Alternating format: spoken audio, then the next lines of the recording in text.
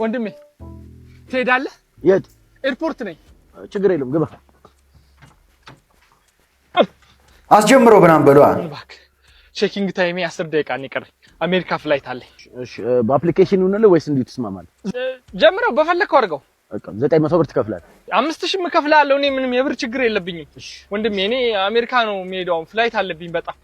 እሺ ቆይ ግን እንዳታስጀምረው። አንድ ላፕቶፕ የምሰጣት ልጅ አለች። እነዚህ ሀገር ቀጠሮ አበሻ ለምንድን ነው ግን ቀጠሯችሁ የማይስተካከለው?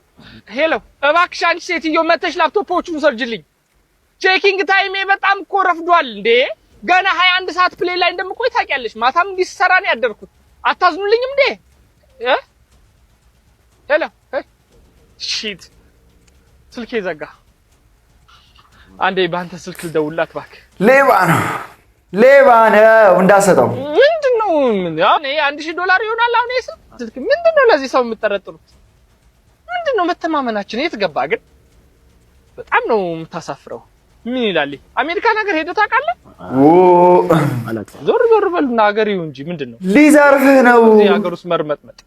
ውጪ ወጣ በሉ ምናምን እንደኛ። እኔ ከዩኤን ከኤስኤስአር ከኤምኤስአር ከደብሊውኤፍኬ ደብሊውዜድደብሊው ማይነስ ከነዚህ ሁሉ ድርጅቶች ጋር ነው አብሬ የምሰራው።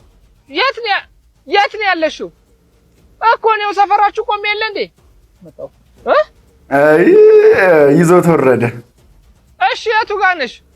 እኔ እዛው አስፋልቱ ጋር ነኝ። ፋራ ለምን አትወርድም? አትታይኝም እኮ አሁን የለም የውሃ ሽታ እንዴ የለም። ሰውዬው ባግ ውስጥ ምንም ነገር የለም እንዴ ባግ ውስጥ ምንም ነገር የለም።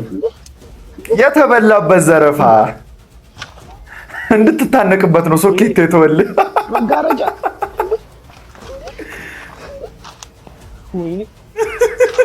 ወንድሜ ለወደፊቱ ተጠንቀቅ። አሬ ደግሞ መካሪ ነው አለ ወይ መካሪ ነው ደግሞ የኛው አስተምሮ ምናምን ነው የሚልከው።